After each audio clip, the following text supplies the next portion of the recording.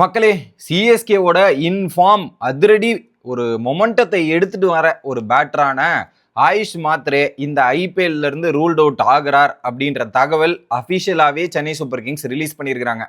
ஒரு பக்கம் கொல்கத்தா நைட் ரைடர்ஸ்க்கு எதிரான மேட்ச்ல கலீலுக்கு இன்ஜுரி ஆச்சு, அடுத்து அவர் ரூல்ட் அவுட் ஆனார்.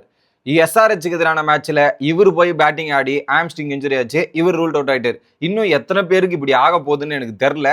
இந்த சீசன் தான் சிஎஸ்கேக்கு இன்ஜுரி ஏகப்பட்டது வந்துட்டு இருக்குது அப்படின்றது நம்மளால பார்க்க முடியுது.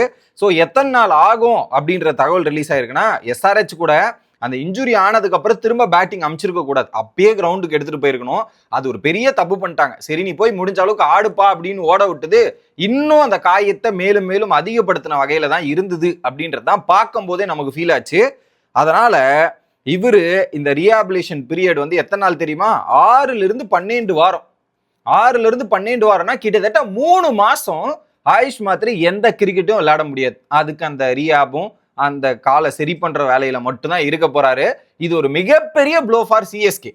பெரிய ப்ளோ தான். ஏன்னா ஆயுஷ் மாத்ரே வந்து அடிச்சு அடியங்க ஸ்ட்ரைக் ரேட் பாருங்க, வந்து பவர் பிளேவை டாமினேட் பண்றாரு. ஆப்போனன்ட் கிட்ட இருந்து மேட்சை புடுங்கி எடுத்துட்டு போற ஒரு பிளேயரு.